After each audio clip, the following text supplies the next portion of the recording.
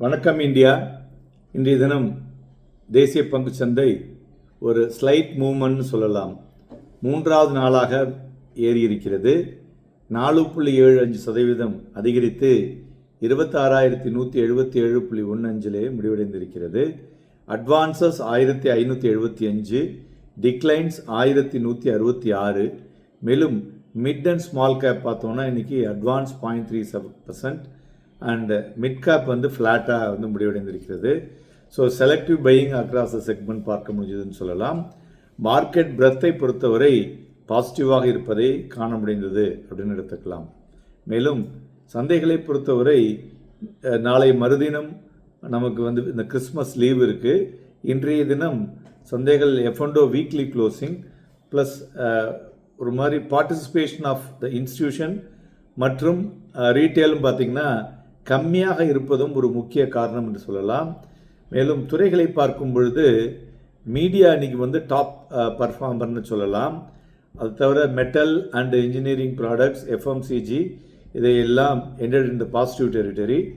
மறுபுறம் ID worst performer இன்னைக்கு declining 0.8%. மெயினாக concern over the global demand, USD revenue outlook. Then metal, then PSU bank and mid select இதுவும் வீழ்ச்சி அடைந்த துறைகள் என்று சொல்லலாம். பங்குகளை பார்க்கும் பொழுது கோல் இந்தியா இன்றைக்கி மறுபடியும் ஸ்ரீராம் ஃபைனான்ஸ் சக்கப்போடு போட்டிருக்கு. Then UltraTech cement, ITC, Tata motor passenger vehicle இவையெல்லாம் ஏறிய பங்குகள். இறங்கினதில் பார்த்தோன்னா Infosys, Bharti Airtel, Adani port, tech Mahindra, Eternal இவையெல்லாம் இறங்கிய பங்குகள். மேலும் இன்றைய தினம் வாலட்டிலிட்டி இண்டெக்ஸும் கிட்டத்தட்ட ஒரு 3% விழுந்து 9.38 பிலோ 10ல் வணிகமாகி கொண்டிருக்கிறது. சிஎட் பார்த்தோன்னாக்க அவங்களுடைய சப்சிடரியை யூகே அண்ட் ஜெர்மனில் செட்டப் பண்ணுறதுக்கு கவர்மெண்ட் அப்ரூவல் வந்திருக்கிறது. இட்ஸ் அ பாசிட்டிவ் நியூஸ் என்று சொல்லலாம். அதுபோல் காப்பர் இன்றைக்கி new high at $12,000 per ton at London.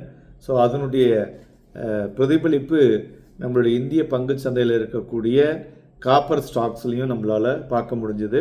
அதையும் நம்ம ஒரு வாரம் முன்னாடியே இதை ஒரு மார்க்கெட் ஐ அப்படின்னு சொல்லிட்டு அதையும் கொடுத்துருக்கோம். ரெண்டாவது தங்கத்தை பொறுத்தவரை பார்த்தோன்னா இன்றைக்கி 1487 ரூபாய் ஏறி இருக்கிறது. 1,38,231.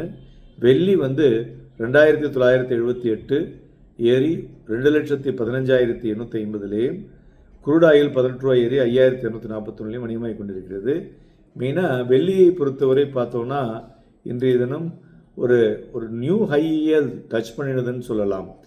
அது மாத்திரம் இல்லாமல் வெள்ளி இந்த நியூ ரெக்கார்டு ஃபர்தராக லிஃப்ட் பண்ணுமா அப்படிங்கிற விஷயமும் இருக்குது.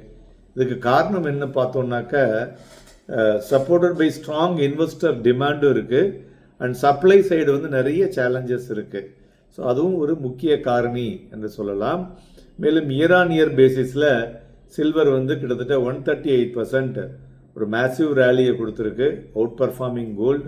இந்த கரண்ட் ட்ரெண்டை பார்த்தோன்னா மெயினாக இந்த ஜியோபொலிட்டிக்கல் டென்ஷன், தென் ETF இன்ஃப்ளோ இந்த ஃபிசிக்கல் மார்க்கெட்டில் டைட்னஸ், இதுமாரி ரேட் கட் எக்ஸ்பெக்டேஷன்ஸ் யூஎஸில், தென் ஸ்ட்ரக்சரல் இண்டஸ்ட்ரியல் டிமாண்டு, தென் ஃபாலிங் இன்வென்ட்ரி, சப்ளை கன்ஸ்டன்டாக இருக்கிறது, இவையெல்லாம் ஒட்டுமொத்தமாக சில்வரை தூக்கிட்டு இருக்கு. ஸோ வாட் நெக்ஸ்ட் என்பதை பற்றி பிரத்யேகமாக சில்வரை பற்றி வாங்கலாமா என்ன பண்ணலாங்கிறத பற்றி அடுத்த 2 தினங்களில் போட இருக்கும்.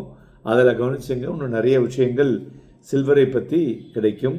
மேலும் பிளாக் டீலை பொறுத்தவரை பார்த்தோன்னா மாருதி, HDFC பேங்க் நடந்துள்ளது. இன்றைய தினம் நிஃப்டி ஃபியூச்சர் வால்யூமும் பார்த்தீங்கன்னாக்க it is very low volume.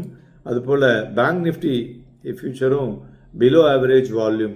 சந்தைகளை பொறுத்தவரை நிஃப்டி ஒரு சாப்பி டுடே அப்படின்னே சொல்லலாம். ரொம்ப பெரிய அளவில் ஏறவும் இல்லை, பெரிய அளவில் இறங்கவும் இல்லை.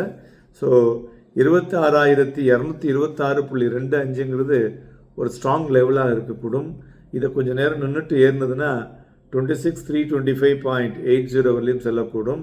அதுபோல் ஸ்ட்ராங் சப்போர்ட்டுங்கிறது நேற்றைய தினம் சொன்னதே தான் 25,947 ஸ்ட்ராங் சப்போர்ட்டாக சந்தைகளுக்கு இருக்கிறது. நேர்களே, நாளைய தினம் சந்தைகள் வந்து வாங்கி விற்பதற்கும் விற்று வாங்குவதற்கும் ஏதுவாக இருக்கக்கூடும். நாளை மறுதினம் நமது சந்தைகளில் வந்து ஹாலிடே இருக்கிறதுனால இன்னிலிருந்தே ஒரு ஹாலிடே மூடு சந்தைகளில் பார்க்க முடிஞ்சது. அதனால் வால்யூம் இல்லாமல் மார்க்கெட்டில் ஒரு ஏற்ற இறக்கங்கள் இருக்கக்கூடும். மேலும் அந்த இன்ஸ்டிடியூஷன் மியூச்சுவல் ஃபண்ட்ஸுக்கெல்லாம் அந்த NAV கால்குலேஷன் ஆல்ரெடி ஒரு டேட்டை செட் பண்ணி முடிச்சுட்டாங்க. அதனால் இதில் வந்து பார்த்திங்கனாக்க நிறைய சேஞ்சஸும் வரக்கூடும் என்று எதிர்பார்க்கலாம். Happy and profitable day.